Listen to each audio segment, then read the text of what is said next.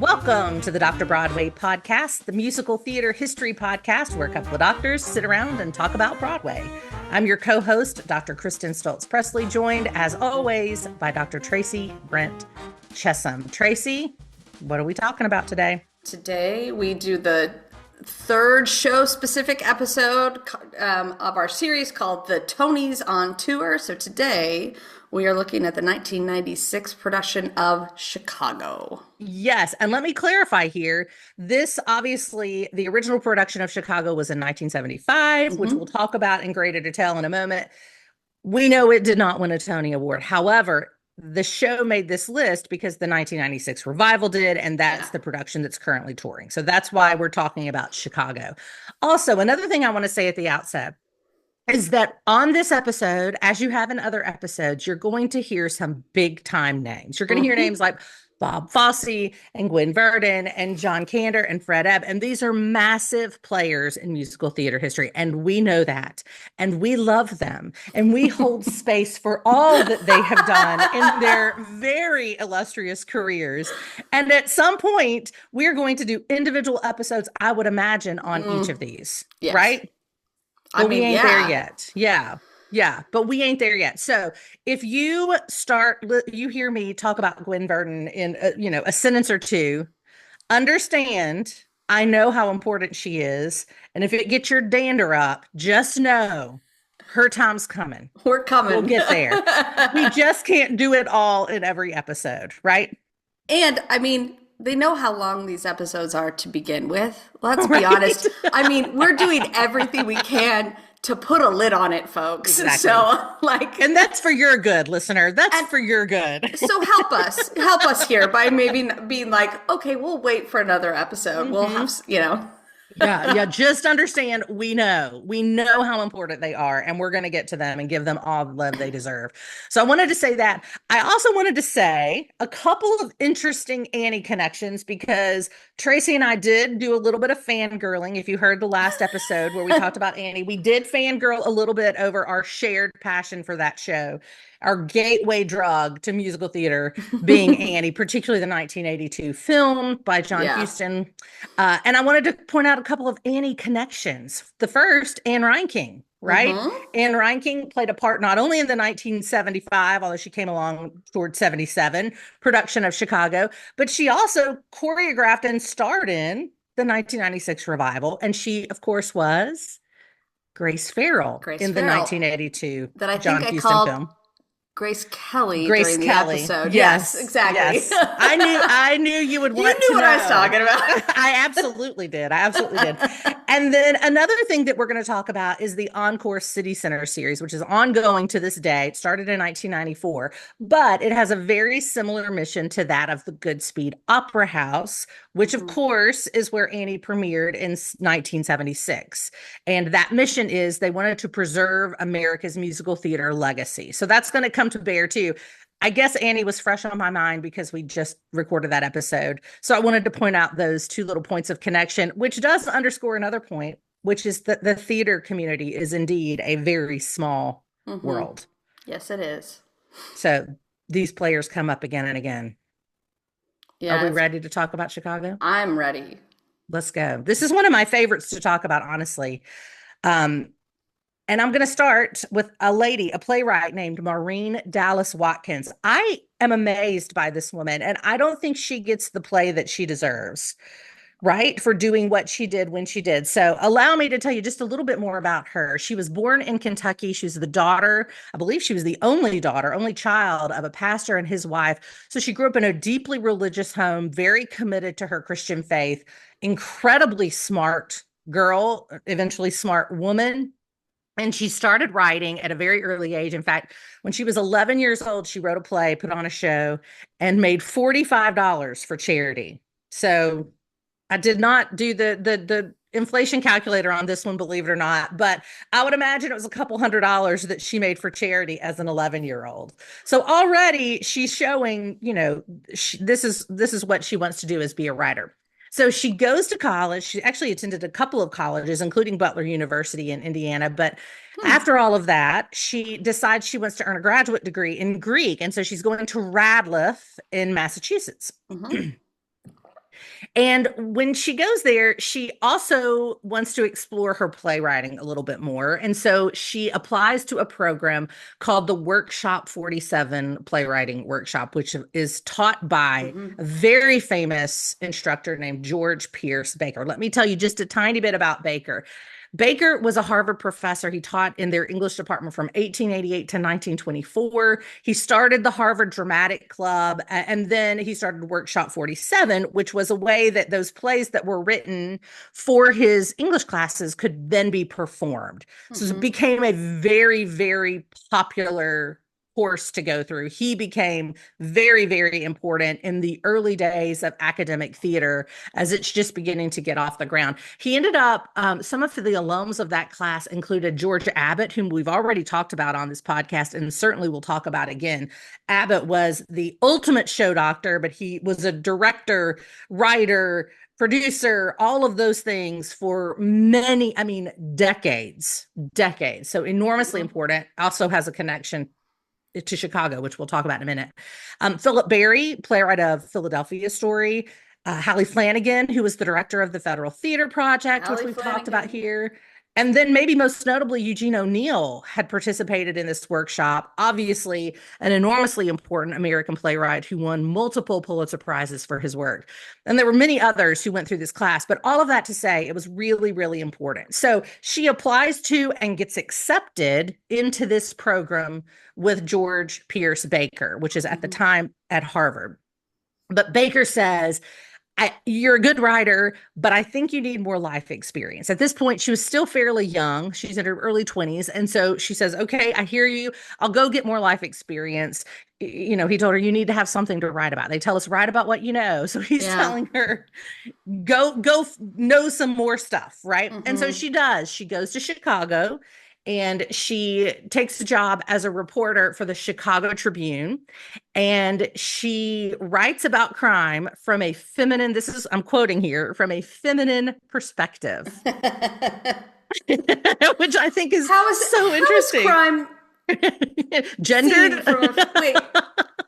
Feminine crime I love it. I think that's so funny. It's so great. She writes about crime from a feminine perspective. Yes. And now she did other things for the paper as well. She also did theater reviews. She did some fashion writing because she was a woman. So they assigned her some fashion articles. But her bread and butter was writing about crime. And she was in Chicago at the right time. She was there in 1924, and there was a wave of crime committed by women for her to write about. And so she became the go-to gal for the Tribune to write about these crimes. And I'm going to talk specifically about two, and I'll talk briefly about them because we could go on for days. But I will promise that I actually have the clippings of these some of these articles from the Tribune that I will post on at Dr. Bway Podcast on Instagram and TikTok. So stay tuned for that if you want to know more. But just the headlines are, there were these two cases in particular that she was very deeply involved in. One was that of a woman named Beulah Anna. Now, Beulah had been a singer, and she was married to a guy who worked at a garage, and she was having an affair. Surprise, surprise. And when her lover decides that he wants to leave her, she kills him. And then she plays jazz music on her Victrola for a little while before she calls her husband to tell him. Now, of course, on the stand, Beulah's story changes multiple times. First, there is he tried to leave me, and so I killed him, the truth. Yeah. Then there was oh my gosh, he tried to rape me, so I had to defend myself, right? Then there was we quarreled, and we both reached for the gun. The gun. Huh, really? How about that? And it is in an article, which I'll post on our social media pages. And it's not we both reached for the gun. I think Watkins wrote we both grabbed for the gun. But nevertheless, that line is pulled directly from her articles. Amazing. So Watkins covers the whole trial. And Watkins, I left out a key component. Guess what Beulah discovers on the stand? She's pregnant. Oh, no. Oh, my. Oh, that poor dear. Is A it bless runaway her marriage. heart? Yeah, I don't know. Right? I feel like I should just start like quoting the show I know, now. poor dear. I know. God love her.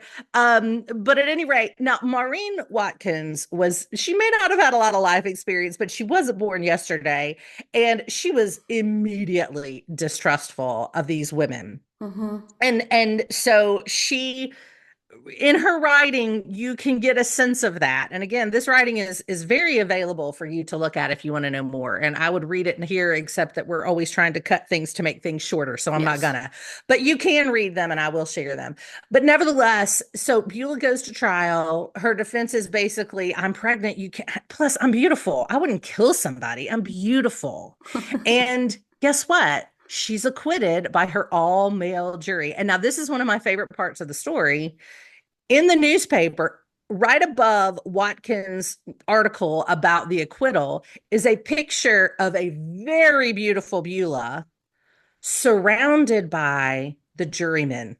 Oh. Like they had run into a celebrity at Disney World and got a selfie with her. I mean, it is a beautiful image that says a lot, I think, right? Mm-hmm. And so that was one case. Another case was of course, we see in Beulah the inspiration for our dear Roxy Hart. That's right. Then there's another case of a woman named Belva Gartner. Belva Gartner was a cabaret singer who shot her lover, or I believe he was her husband, actually, shot her husband in her car. And so Watkins covers this whole trial about, this, about her murdering her husband in her car. And in fact, her attorney was a very famous Chicago attorney named, I believe his name was William O'Brien. Mm-hmm. And when Chicago premiered on Broadway, Belva, and who obviously became the inspiration for Velma Kelly, Belva and O'Brien, her attorney, go to see the show, and they both talk about how it's the greatest thing that Broadway has ever seen. They're thrilled to see themselves even parodied on a stage. So again, I think that says a lot too. So after she'd had this experience writing about these murders, and there were several others, in fact, she writes about the merry murderesses of the Cook County Jail, which again, we hear again later in Kendra Nebb's telling of the story. She writes all of these things come directly from the written record in the Chicago Tribune. She then goes back to Baker's workshop. Now, in the time since she had originally applied, and since she'd gone back, there had been some changes made, and I'll get to those in just a minute. But Tracey, what are you thinking?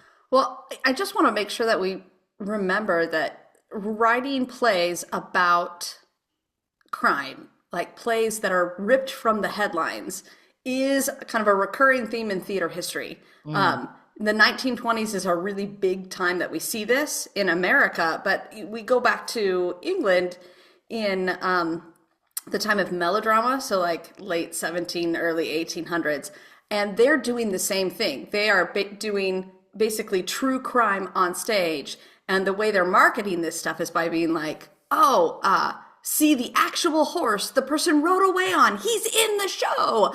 I have a friend who wrote her entire dissertation on like ripped from the headlines melodrama. And so this was a really, really smart move that Watkins makes, going and writing about something that she has no access to otherwise. Like, right. Being like, if I'm supposed to go get an education, if I'm supposed to learn a little bit about life, this is a very, very smart thing to do, because cyclically we really, really like true crime. Yeah, so that's fascinating. I didn't know that about, historically speaking, but that's really fascinating. And you're right to talk about how it connects to now our obsession with true crime. Well, yeah, I mean, yes. Yeah. It's why we like Chicago too. We'll put it that way. Yeah. That's such a great point. And you're also right, and I hadn't thought of this, but you're also right that, nowadays, Belva and Beulah, their trials might have been all over 3 different cable networks, right? But then, if you didn't read the Chicago Tribune, you probably knew nothing about Beulah Annan and Belva Gardner, right? No. So it had to be fascinating to see this on the stage. I think that's a really interesting piece of this that I had not considered. So thank you for bringing that up. It's interesting. Yeah, no doubt, no doubt. And I wonder, and we'll never know, but I wonder if that was at play in the back of Watkins' head. And maybe that's why she went to the Tribune It just to be a seems crime weird. reporter. It just seems weird given her background that that's what she would choose. Like something that is, it's like, I'm going to put myself basically in harm's way, you know, Right. and I'm going to learn all the things that I probably have never, ever even thought of before. Absolutely. Like, you know, it's a smart thing. I mean, when I first read the story, my instinct was, I was like, did Baker tell her to do this?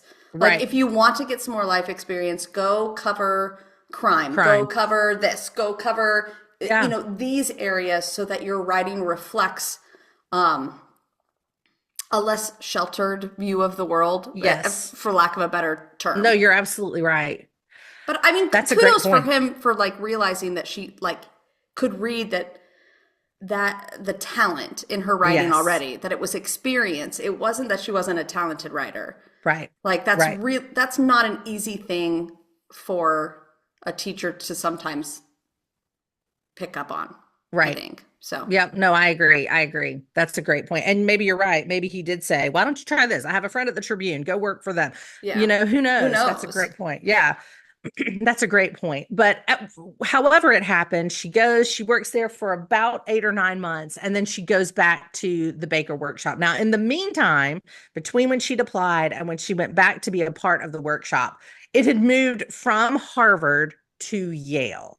And the reason for that was because Yale gave Baker a $1 million endowment to help to start the Yale School of Drama. And so it was, you know, money talks. So a big part of it was money, and they endowed a chair for George Pierce Baker. And so he goes to Yale. And so instead of going back to Cambridge, Maureen Dallas Watkins goes back to New Haven, and she begins writing a satire of what she'd experienced in the newsroom of the Chicago Tribune. Now, I've already mentioned those 2 specific stories. Like I said, there were others that she wrote about, many of which show up in the story of Chicago.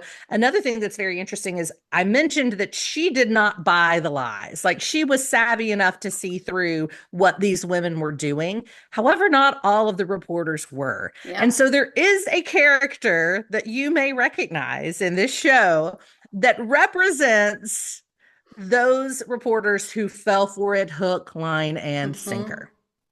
Right? Yep. Of course. There's even a name for them. Yeah. What is that? The Sob Sister Journalists. Yes, indeed. It's interesting. And it's like, I think I expected that she was one of them. Like when I first started kind of reading up on Watkins, and I was like, oh no, she's trying to step back and be like, are you serious? Yeah. Exactly. I mean, this is dramatic, yes, but we don't need to go that far, do we? Well, and you're so right, too, to point out her very sheltered upbringing, right? The daughter of a pastor, grew up in a rural South and then Midwest. I'm sorry, in the 1920s, can you imagine what that pastor father is thinking? I imagine she didn't want him to know maybe what she was writing. Like, no, Daddy, just take it from me. I have a play on Broadway, but you don't need to see it. You don't need to see it. Well, that's going to come back up. Not her father specifically, but Watkins herself has some pushback to the success. So we'll get there. We'll get there. But yeah. I think that's a great point, though, that I had not really fully digested, was that she would have come from a background where this would have been brand new to her. And yet she was savvy enough to see through it. I mean, that's why I think this woman does not get the flowers, as the kids say, that she deserves, right? She's really remarkable in so many ways. So at any rate, she starts writing a satire, parodying the stories as well as the reporters, as I mentioned. And what she comes up with is called The Brave Little Woman, which then becomes Chicago or Play Ball, the subtitle Play Ball, and then ultimately ends as Chicago. It's the very first play of that session of the Workshop 47 to be picked up for a professional production. So it's immediately recognized as there's something here. This is a special work. And it's picked up and goes to Broadway. It's directed by none other than the great George Abbott, who, like I said, was another graduate of the workshop. I imagine he might have been connected. They might have been connected by Baker. I don't know. Abbott was doing a lot of work on Broadway at this time, but maybe they were connected by Baker. But this would have been towards the beginning of Abbott's career, but not at the very beginning. And then, like I said, it premiered in 1926, and he was still working, until maybe the late 80s, early 90s, a long time. So at any rate, he directs the show, which premieres on Broadway in December of 1926. If you're keeping score, that's exactly 1 year before Showboat.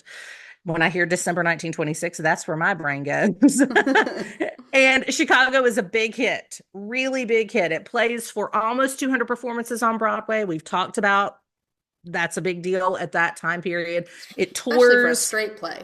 Yeah. Even because even in the 20s, Absolutely. Music versus straight plays, you still have the same thing that you have today, which that's big chasm there. Yep. So this show goes on tour and continues to play across the circuit. In fact, interestingly, in LA, it was a very unknown, what's his name? The guy who played Rhett Butler, Clark Gable. In the role, I believe he played Amos Hart, which I would see him more as a Billy Flynn, but I think he played Amos Hart in LA at the tour. So interesting connection. Have you ever read her version of Chicago? No, I have not. Have you? No, neither have I. That's why I asked. I was like, I wonder if it's a little bit more sympathetic to Amos.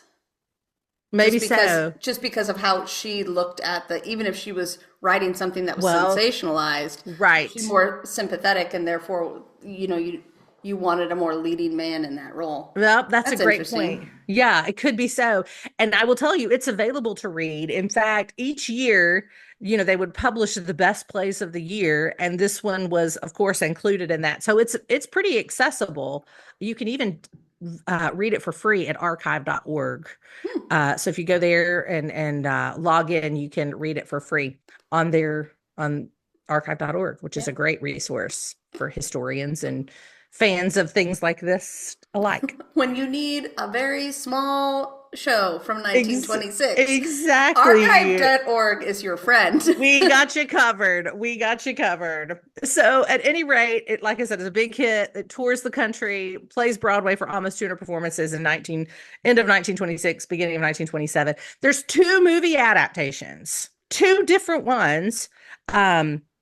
One of them stars in 1942. There's a silent film version first, but then in 1942, Maureen Watkins herself writes the screenplay for an adaptation that stars Ginger Rogers as Roxy Hart. And in fact, that's the name of the movie, Roxy Hart. So after this, Watkins really goes and works as a screenwriter. Now, she never matches the success of Chicago, but she doesn't really need to, because it gets it has legs, and it runs. It makes her a fair amount of money. So she does very well on it, and she's dabbling in Hollywood, but for the most part, this was her magnum opus, right? Well, it was in the mid 1950s that we see Gwen Verdon enter the conversation. I love Gwen Verdon. I'm going to talk more about her. I'm reminding you of that. We'll talk about her more. But for now, suffice it to say, Gwen Verdon is beginning her career on Broadway in the 1950s. She started in the late 40s as an associate choreographer and then begins performing. She wins her first Tony Award for, I believe, Can Can in 1953, maybe 1955, somewhere around there. And it was around that period where she's always looking for star vehicles for herself. It was clear she was the woman of the times, right?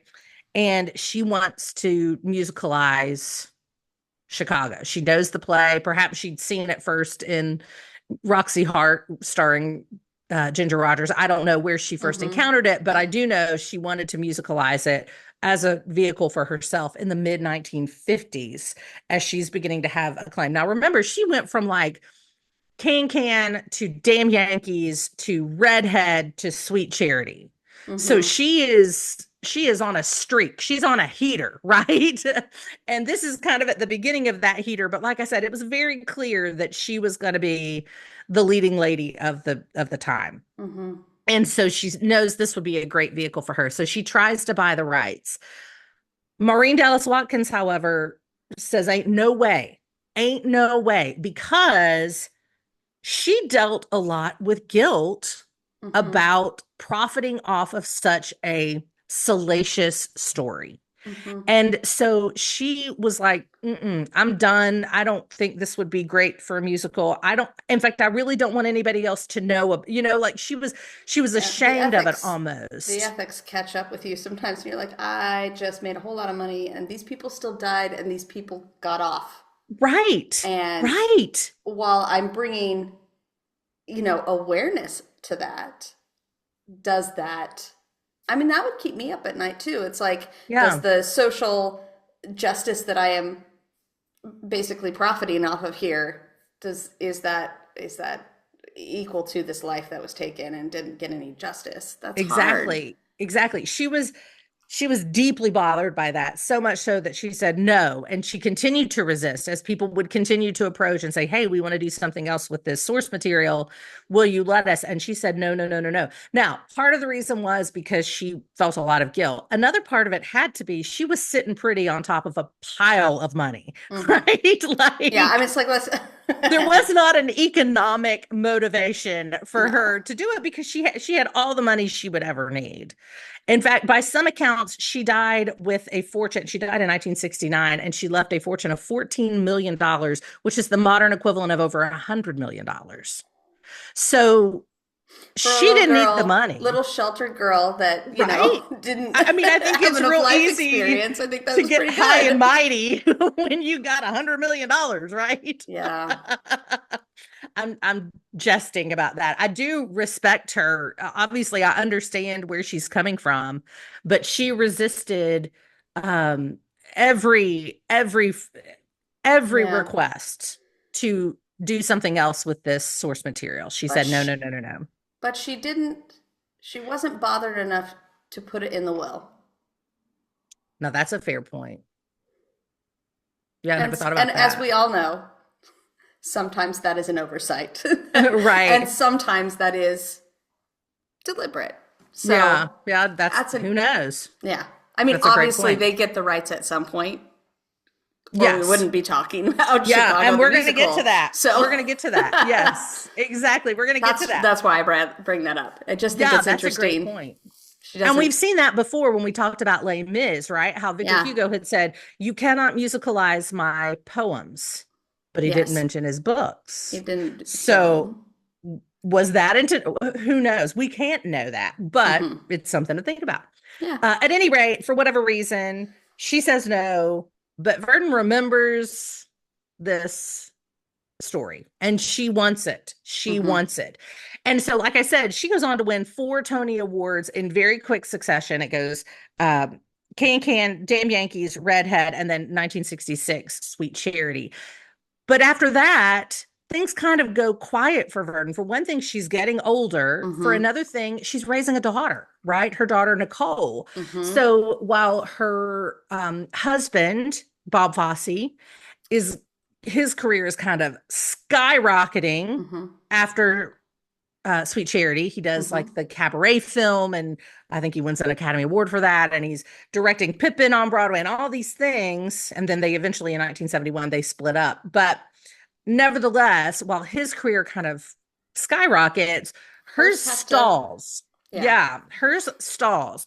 And so she continues to remember Chicago as perhaps an opportunity to make a comeback. And in fact, in 1969, when Maureen Dallas Watkins died, her heirs were willing to sell what Watkins herself had not been willing to sell. And Verdon herself was able to buy the rights for herself. So she buys them up. She's very excited about the potential of this. She convinces Bob Fosse to come on and be the director of the show. Of course, you would think, we talked about with Annie, Mike Nichols as producer. That's a recipe for success. You got Bob Fosse attached to your project. a recipe for success at this point in Broadway history. And so she convinces him to do it. He doesn't really want to do it. He does it more as a kindness to Gwen. Like he sees as an, he knows he was a rascal. He knows that he was not faithful to her in many, many ways. And that she very much is responsible for a lot of like getting his 1000%. and his a lot of his they success. they were Not a saying that tandem. he's not talented. No Right. one, please, Absolutely. no one come for me. I'm Do just not saying. come for us. He's awesome. We I love think him. there is, you can make a really great case for mentioning Gwen before Bob. 1000%. 1000%. And I think Bob is aware of that. I think they're one of those tandems, they just go, they're peanut butter and jelly, right? Yeah. They just go together. And so many of those shows he had been involved in. In fact, his first, official directorial turn was Redhead, which was written for Gwen Verdon. Mm-hmm. So, and then of course, Sweet Charity was written for Gwen Verdon. So you're absolutely right. They are a package deal, and he, for all of his failings, was aware of that and wanted to make that as square as he possibly could. And so he signs on to do this show. Yeah. Even though he doesn't really want to do the show. So he's just a point here about things that we've said all the way through this kind of podcast series.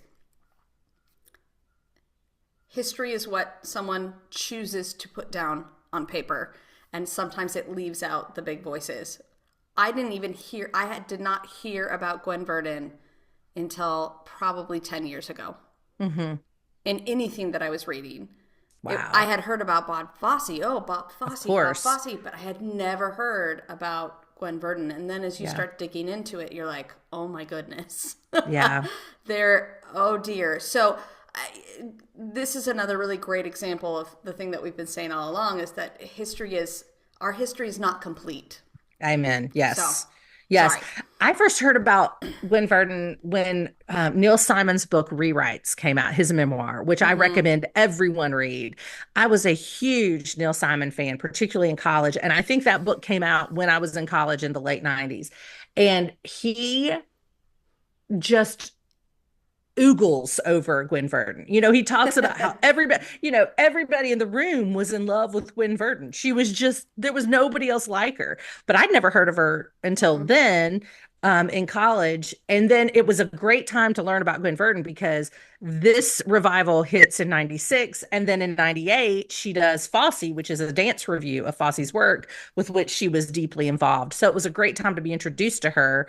But I agree. She's another one that should be on the Mount Rushmore of Broadway, and we don't hear a lot about her. Well, because we chose Fosse. That's right. He eclipsed her. That's right. It's really interesting. So yeah, no doubt. No doubt about it. And when eclipses like that happen, sometimes it's literally the choice of a single historian. Mm-hmm. And so you have to go back and kind of fill in the gaps. And I think the great thing about Gwen Verdon is in the last 10 years, especially with that miniseries. Yes. That they put Fosse out a couple years ago. Yeah. Oh my goodness. Just trying to, it's like put her back in the narrative. Yes. Right. Like trying to make sure that, back. to make sure that we clarify what was actually happening rather than just what somebody saw on the surface. So it's interesting. We could do a whole episode about that, Yeah. Oh, yeah. Yeah, indeed. So at any rate, she's the one who buys the rights. I mean, the fact that we're talking about Chicago and we think Bob Fosse, Kander and Ebb, but it was a woman who wrote the play in 1926, and it was a woman who bought the rights to musicalize the play. Who knew and we're that talking, this was going to be yes, like, and we're talking about Bob Fosse's. Now he has, I mean, I'm not trying to belittle his contribution at all, but I am saying this doesn't happen without Maureen Watkins and Gwen Verdon. It doesn't happen. At any rate, I digress. So, of course, I mentioned Fosse coming on as director. Fosse brings in Candor and Ebb because they had just worked together on that cabaret film adaptation that I mentioned, which hit in 1972. And Fosse was the director and choreographer of it. So he Mm-hmm. brings in Candor and Ebb. And it was actually Fred Ebb, the lyricist, who said, let's do this as what we call a musical vaudeville, Uh-huh. which I is love an it. unusual term that I'm going to allow Tracey to unpack more fully. I am just baffled and wowed by Fred Ebb's like knowledge of history in a time where it's not all kind of written down. Mm-hmm. He knows all of the musical styles. He knows when they hit, why they hit, what makes them work, what doesn't make it work. And he does this throughout his shows. I mean, Candor and Ebb is probably one of my favorite writing teams just because Mm-hmm. they are so smart. They are so brilliant in the way they craft things. So what Fred Ebb does is he says, okay, this is based in 1926. What is the big thing that's going on right now? It's musical review. And if you listened at all to our timeline episodes, or if you've been able to get to those yet, you know that musical and review are kind of two sides of the same coin. One usually has a theme. Musical review usually has a theme, and vaudeville is usually a connections of like unconnected shorts. Vaudeville is actually the more used term, however. We tend to use vaudeville kind of interchangeably, depending on kind of who the writer is. So in this particular case, what he's done is he said, okay, I'm going to go and I'm going to say, if we're going to musicalize this play, what was the style of musical theater when it came out? Well, the popular style that tours that would have been interested in this kind of salacious gossip, that would have been the vaudeville circuit. So what if what we do is we make this a series of vaudeville shorts and then string them together with a loose narrative? I mean, if you've watched Chicago, there's not a straight through narrative there. It's like the introduction and then you hear about what the character's doing, and then an introduction and then you hear about what the character's doing, and it works brilliantly. But it isn't, it's not a narrative in the way that we understand kind of most musicals. Right. So what he did was he gave each person a number, each character like gets their own number to tell us who they are.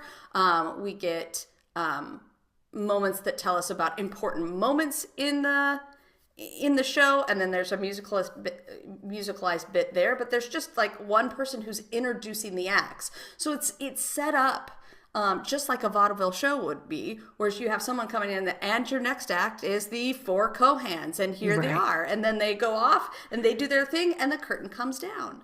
I keep thinking of the next one.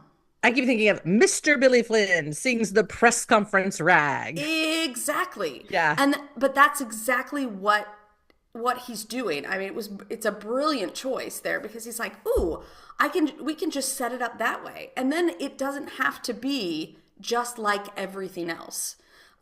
If you know anything about Candor and Ebb's work, from Cabaret to the Scottsboro Boys, they're always looking for a way to make sure that they unsettle the audience a little bit. Like, we're not able to just sit back and just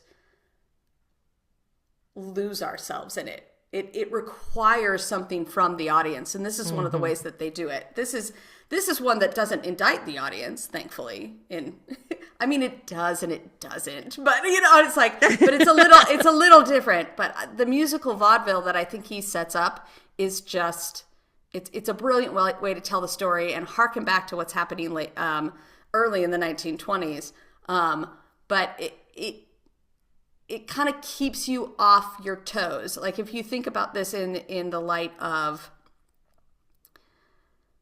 like how people just kind of take the salacious news stories hook, line, and sinker. I have a brain that just does its own thing. I don't know. Hook, line, and sinker. Early. If you think about that. See, now I don't know where I was going with that point. Well, you were talking about good salacious. Yeah, if you think about how, yeah, I'm not going to find it. We're not Okay. we're not going to pedal time on this. Anyway, Okay. it'll come back to me. It'll come back. It'll come back. But anyway, it's just brilliant. What he's doing is brilliant. Ta-da! Back to Kristin. No, I love that. I think that's amazing. And this is why it's so important to have different eyes on a project, because I would have never thought to put it in that context. I knew because I'd looked at, like, I had one of the programs from the 1975 show and it says Chicago, a musical vaudeville. But I never took the leap that Tracey just did to put it in the context of what did vaudeville look like and then apply that to, of course, that's what we're seeing on stage. And so this is why it's so important to hear from different people. Don't just read one historian and take that as Bible. There is so much more to the story. And I love how you just fleshed out that story. So thank you. The picture gets bigger. And I remembered my point now. Good. Go for Here's it. We my knew point. You would. What they're doing in this is they're asking the audience to sit back and watch entertaining little shorts so that they don't kind of get lost in the narrative, and they're able to sit there and believe the salacious gossip, laugh about it, think it's hilarious, and then at the end, you're applauding two people who got off. Again, with that kind of indicting the audience, it's like, are you, when you're absorbing this kind of salacious news story, is that as harmless as you think it is? You know it's salacious. Is it harmless? And that's what they're asking people. That was my point. There we go. Wow. Then I had a thought while you were talking that it's now gone too. But it'll come back. It'll come back too. We even have notes, believe it or not. I know. There are detailed notes here. I know. I'm with you. So at any rate, they are writing this show, and in the middle of it, now Fosse initially sees this kind of as his response to Watergate, that whole situation that's going down. And we saw that again with Annie, right? Because that's kind of where Thomas Meehan and Martin Charnin and, they kind of saw this as a pushback against Watergate and the cynicism of all that. But during the process, I believe it was the day they started rehearsals or around the time that they start rehearsals, Bob Fosse has a heart attack. Now, if you know, very famous. A heart episode. Yeah. So if you know Fosse's story, then you know that he ultimately died in 1987, right before the opening of Sweet Charity in Washington, D.C., of a heart attack, a fatal heart attack. But this was just an episode that led to open heart surgery, which is shown in his biofilm, All That Jazz, in 1981. But this is that moment in time. And as a result of that episode, meaning heart episode, and the subsequent open heart surgery, he was already very dark. His work was already very dark, and it gets very, very darker as he then comes back to work. All of a sudden, parts of Chicago get really, really lewd. And you think Maureen Watkins would have lost her mind with some of the stuff that Fosse wanted to put in to Chicago. And it doesn't jive with what Kander and Ebb are doing with the Not music. at all. Because vaudeville isn't like that at all. No. So right, because courtesy of Tony Pastor. Who's another guy we could do a whole episode on. At any rate, Fosse wants to have sex acts on the stage. Just too far, right? And Kander and Ebb have to pull him back and say, this ain't it. That's not what we're doing. But as a result, the show is a lot darker in 1975 than in 1996, right? It's a very different feel and vibe. And that is owed to Fosse's kind of personal journey at this moment where he's beginning to grapple with his own mortality, and things get very, very, very dark. Now, the show at this point stars, of course, Gwen Verdon as Roxy Hart, Cheetah Rivera as Velma Kelly, and Jerry Orbach as Billy Flynn. So these are some Broadway heavyweights. It opens on June 3rd, 1975 at the 46th Street Theater, which is now the Richard Rodgers, home of Hamilton. And it gets great reviews. It's people really the reviewers anyway, really seem to understand what this show is attempting to do.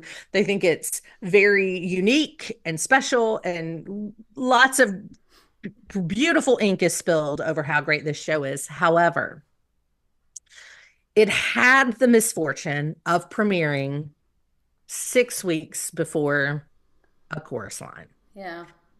And talk about eclipse. If Bob Fosse eclipsed Gwen Verdon in history, A Chorus Line eclipsed Chicago. Chicago probably had it opened the following year, it might have been a totally different story.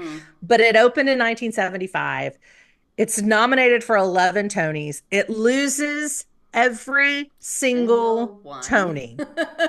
Every single Tony, not because it wasn't a great show, not because the critics didn't love it, not because it didn't play for a very respectable 2 years. I mean, it plays for almost 1,000 performances, but because it is complete, everything is a chorus line, a chorus line, a chorus line. Yeah. So, and this has happened time and time again. We see this where there's two shows in the same season and they're going to duke it out.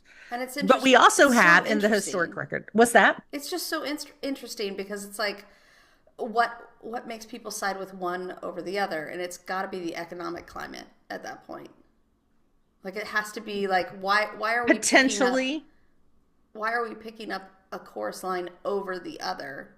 Yeah. Because I mean, maybe the cynicism. And I'd probably go out on a limb and say, like, construction-wise, musical theater, if you're being a constructivist, like,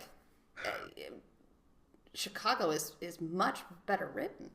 Did I say that out loud? I did. No, but it really is. You did. It is. It is. So, this is another one of those things about musical theater that I'm always so flabbergasted by, because it's like, why does that one win? That doesn't make any sense. And it's like, it's got to be something outside of, just the construction. It's how people are receiving it, how they're feeling about it, et cetera, and so on. And, they probably had no expectation that A Chorus Line would do what it was going to do, because it was just this little baby musical that was created at the public theater. And you know what I mean? Like, what's that? They didn't know the whole workshop thing. That had not really been done. And so they probably didn't have much respect for that, and understandably so. We've learned since then. Now, I believe it was Fun Home Hamilton, right? The public theater was part of the development of both of those shows, and they delayed the Broadway premiere of Hamilton to give Fun Home its moment in the sun. Yeah. And then, of course, we have Fun Home doing great things at the Tony Awards, and then Hamilton has its year the following year. But that was an intentional postponement so that this didn't happen again.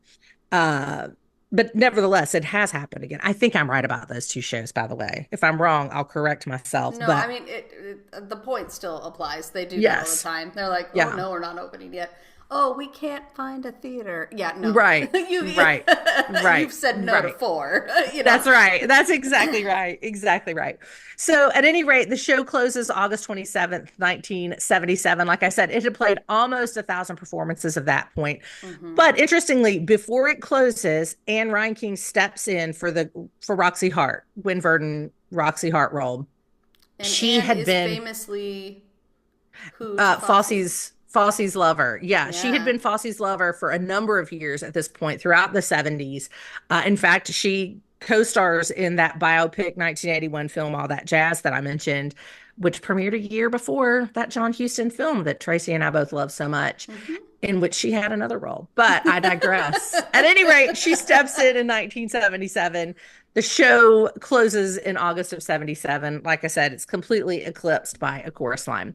And really, Chicago is dormant. Like, when I heard about it in 96, it was brand new to me. I was now granted, I was not some great student of musical theater history as a 19-year-old kid, but nevertheless, I'd never heard of it. So it feels like it was kind of a forgotten thing. Until 1992. 70s, until 1992, Anne Reinking choreographs a production which starred Bebe Neuwirth at a theater in Long Beach, California. How about that? So Bebe, who said she would do any role, any Fosse role. She'd been part of that Sweet Charity production during which Fosse died in 1987, and she would do anything to work with Reinking, but also to do the work of Fosse, to do his choreography. So, which of course heavily inspired Reinking. So that was 1992. And then in 1996, that's where we get to this moment, this production, because it in May of 1996 is included in the City Center's Encore series. That's probably something that most listeners to this podcast are familiar with. But for those who aren't, City's Encore series started in 1994 with artistic director Walter Bobby. Walter Bobby had been an actor in New York from the 70s, and I mean, all through starting in the 70s, and then had really reached Broadway royalty as Nicely Johnson in the 1992 Jerry Zaks Guys and Dolls, which starred Faith Prince and Nathan Lane as Miss Adelaide and Nathan Detroit, and Walter Bobby was Nicely Johnson. So in 1994, he gets the opportunity to become the artistic director of City Center's Encore series. And that's what I mentioned, Goodspeed Opera House earlier in the podcast. They had that same mission. They wanted to preserve America's musical theater legacy. And so they started in 1994 with a production of Fiorello, which was a Pulitzer Prize winning musical, and by Sheldon and Harnick. And they had done three musicals a year, I believe, each year since. And this was its third season of existence. And so Chicago was included on that list. Now, these shows are very simply staged. There's like a $300,000 budget, which is about $600,000 now, by the way. Very simply, which is nothing, nothing. You're going to get tired of hearing us say that. I'm sorry. They're like, yeah, we get it. Yeah, right. It's just nothing. It's just amazing. But it's very simple staging. There's 4 performances of each at this time, and some of them take off, and some of them are just performed, and everybody says, "Oh, that's so cute. I remember that show," and that's the end of it. But for others, they're picked up and they're taken on to Broadway, and that's in fact what happened with Chicago at City Center in 1996. So as they were preparing, Anne Reinking was, of course, going to be a part of recreating Bob Fosse's iconic 1975 choreography. Of course, Gwen Verdon was part of that as well. She was still around and was working as well. It's amazing how well Reinking and Verdon were able to work together, both having been deeply involved with Bob Fosse. But they nevertheless worked beautifully together. So Walter Bobby, Anne Reinking is working to choreograph it and in the style of Bob Fosse. And it was Walter Bobby's idea that Reinking, who at the time was 46 years old, should play the role of Roxy Hart. And Reinking, who had pretty much retired from performing, she was living in Tampa, Florida, and had been running a theater school for students, raising her young son. And she was like, I don't think so, because I'm 46 years old, and that's a lot of dancing for me. I'm gonna fall and kill myself. Right? Yeah, that's what she did. That's how I would feel. Like, I know, right? I mean, I'm 47 right now, and I'm thinking, dang, how did she do that? But she warns him. He says, listen, you think about it. So on a Friday afternoon, he says, you go home and think about it over the weekend. And she thinks about it all night. And then on Saturday, she calls him and she says, listen, I'll do it. Now, at this point, she's committing to the 4 performances for City Center. And it's simply staged. I mean, she's not doing full Hot Honey Rag at this point. But she says, she calls him the next day and she says, okay, I'll do it. But you need to know I could lose my voice, or I could get injured, and you will have to replace me anyway. And he said, give me a day to think about that. And the next day he called her and said, you know what, let's do it. And the rest is history. So she ends up playing the role of Roxy Hart. But I say she was 46 years old. Gwen Verdon was 50 in 1975 when she played it. So there was precedent. Retired. Oh, I guess she was kind of semi. I mean, that's like Anne Reinking. I mean, she was running this theater program. Like she had just choreographed a tour of applause. So I don't mean to say she's sitting at home eating, bonbons.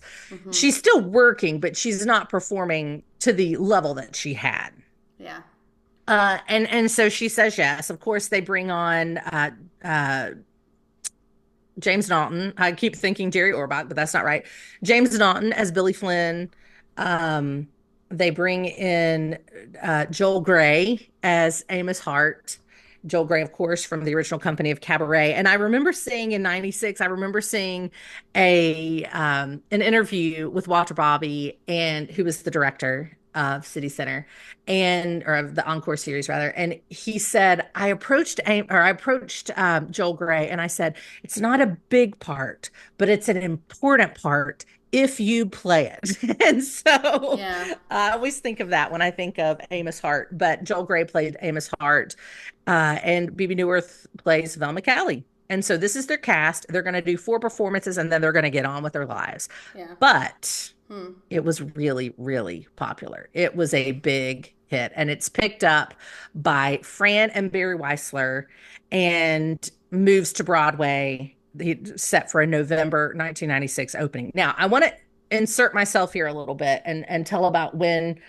I first experienced Chicago, which remains number 3 on my list of favorite musicals ever. I love that you have a pre-established list. Oh, it's ranked, and there's different reasons. I can't rank any of. I'm like, they're ranked. Here's my first tier bubble, and here's my second tier bubble. Right. No, it's Drowsy Chaperone, Yeah. Damn Yankees, 1996 revival of Chicago. That's it for me, right there. Top 3. Okay. In terms of stage shows. But at any rate, so in 1996, in the summertime of 1996, after the City Center Encore series premieres, there's this big, every July 4th, the Boston Pops does a special July 4th extravaganza from the Esplanade. And at the time, the director of the Boston Pops was a man named Keith Lockhart, who is a Furman University alum. I, myself, am a Furman University alum. And so, of course, I followed everything Keith Lockhart did.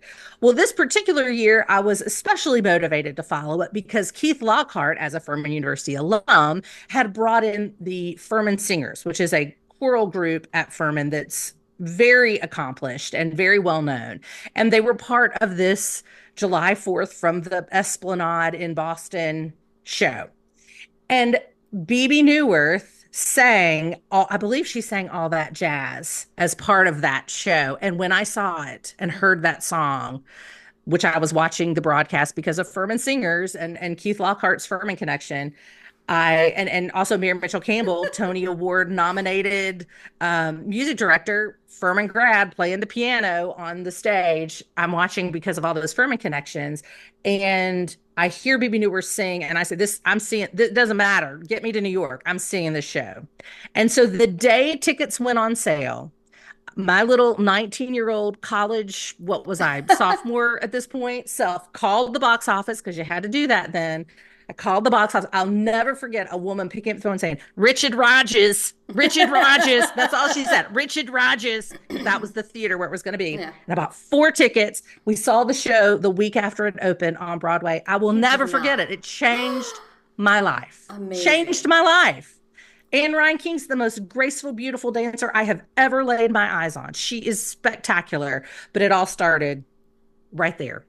Amazing. So I share that not because anybody cares, but because it feels good to preserve that memory for me. The show opens on Broadway. The 1996 production is not the 1975 dark production. When we get to the 96 production, and the reason, it's still technically running on Broadway is because it stays a little bit more faithful to what Kander and Epp was doing with that musical vaudeville and going back to that idea of looking at the sob sister journalist and what are you buying into here in these little performances people are putting on during their true crime moment. Right. It resonates, with people in a different way because, also another thing that you have to remember, and I just want to make sure that we grapple with this because I think when you don't live through the era, you don't, sometimes it's easy to underestimate like how big of a deal this was. So this opens, November 14th, 1996. November 14th. Yeah. And but the City Center Encore production. So that was May, was 96. in May. Yeah. So that's like 5 months after the O.J. Simpson trial ends. Oh, yeah. Yes, that was big. And I just want to kind of bring these kind of moments up because it's not just O.J. Simpson, but O.J. Simpson trial was that kind of moment where everybody was glued to their TVs. I was in high school. When the verdict came down, our high school shut down to stop and watch it. Oh, we watched it at Furman. We watched it in my German class. They pulled in the little cart and we watched it. Well, see, and I need to hear stories because I lived in LA. Like, I was very close. We watched him going down the freeway. Oh gosh, no, we watched it on TV. We were like, oh my goodness, we need to get off the freeways because something bad is happening. Oh my gosh, so it's like you learn that kind of stuff. The whole country was transfixed, and there was a huge part of me, even as a high schooler, that was like, I am watching a show. I'm not watching an actual criminal trial here. We're seeing kind of the same thing happen. And so it's so timely that then what you get is Candor and Ebb saying, are you believing the sob story? Are you believing this? Are you looking at this little vignette and going, oh, that was so much fun. Oh, we both reached for the gun. You know, yes. the bloody glove. Exactly. Like, you know, it's all a show. Razzle dazzle. Razzle dazzle really hit. And have you mistaken that for reality? Because the whole country was even like, I just remember hearing the adults in my life being like, why are we all so fixated on this? But yet they couldn't stop watching either. Gosh, they were like, absolutely. This is a murder case. These are two people who have died. Like, this is awful, and we are treating this like we need to see it on the nightly news. And what has what's happened? And so I'm not surprised at all that this was that perfect moment to go poof. Because when you do sit in Chicago, you do have to ask yourself, what am I swallowing here? And I think the stage show, and I don't know if it was like this. I don't remember what the 1975 production has, but in the 1996 production, when Mary Sunshine is revealed not to be a woman but a countertenor, a man in disguise, it's like, okay, not only what am I swallowing, but who's behind it and what's their agenda? Yeah. It's not just somebody who's trying to spin a story. Now, perhaps there's an agenda to it that I have to... I mean, it so perfectly mirrors what we're doing as a society at that moment where we have to sit back and go, is this who we've become? And I mean, it keeps running for the same reasons. Because it's just gone downhill from there. I mean, in terms of we haven't zeitgeist. We haven't rolled out of that cycle in any way, shape, or form. But I always think that this is that perfect moment, you know, that perfect moment where it's like, okay, now we're going to hold that mirror up and everybody's going to go, yep. Yeah. This is exactly what we're doing. You are absolutely right. So. And for anybody, you know, who is not a Gen Xer and wasn't in college or late high school with the O.J. Simpson thing, anybody younger than us, just so you know, it was wall to wall. Like, you watched every second of that trial. And for months, it was on TV. And then you're absolutely right, Tracey. I remember I was in a German class at Furman, and our professor rolled in the little cart, and we, as a class, watched that verdict be read. It wasn't read in German, so it had nothing to do with the meaning of the class. It was just, it's the OJ verdict, and we're going to watch it. I was in calculus class, and the entire class was furious at our very old math teacher, whose name was Mr. Vanisek. What a wonderful man he was. I loved him. But he was like, no, this is not the trial of the century. This is propaganda, he said. So he didn't want to let us see it. But out of nowhere, then the whole school went, no! When the verdict was read, he looked at me, pointed, and he goes, go! And I went running down to the library, burst in. I went, what happened? What happened? We don't have a TV. And then I had to run back and tell everybody. See, so like everybody, even the ones that were like, my brain is still functioning, was like, I want to know what happened. Oh, yes. Yes. I know. You got to be the town crier. I did. I love it. I love it. I love it. But you're right that made this perfectly timed. Perfectly timed, because even as I sat there as a 19-year-old college sophomore, I got it.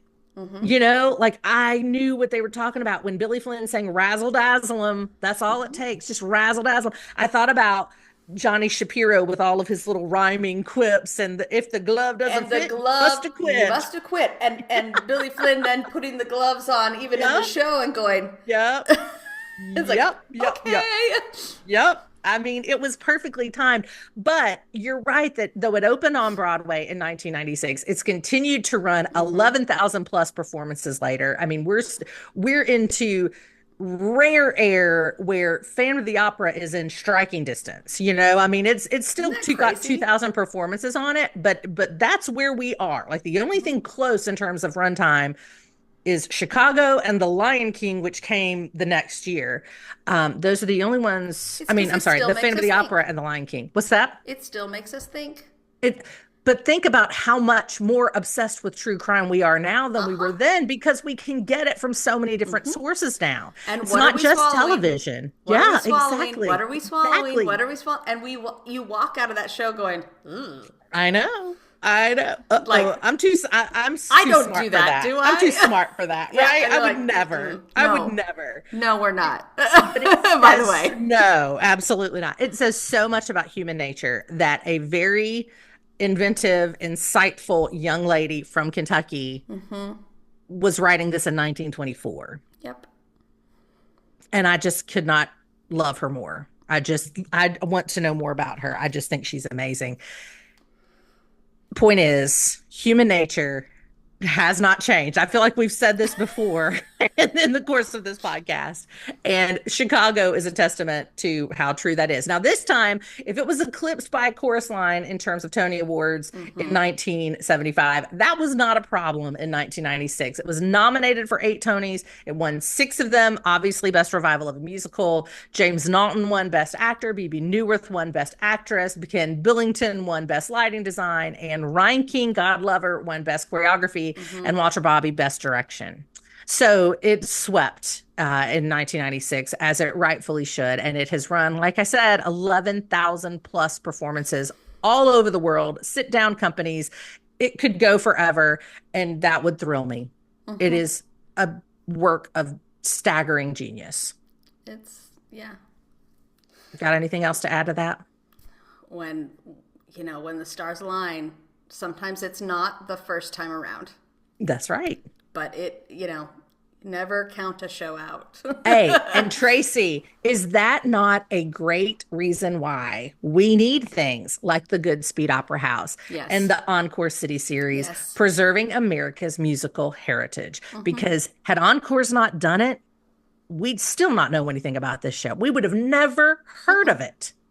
It would have been one of those like, oh, this is another dance show from the 70s that we just kind of all lump in with the dance shows. But this one has a life of its own and is incredibly able to intervene in those discussions that we're having as a culture at large. So it's great. So kudos to those theater companies who are doing the hard work of making sure we remember what has gone before us.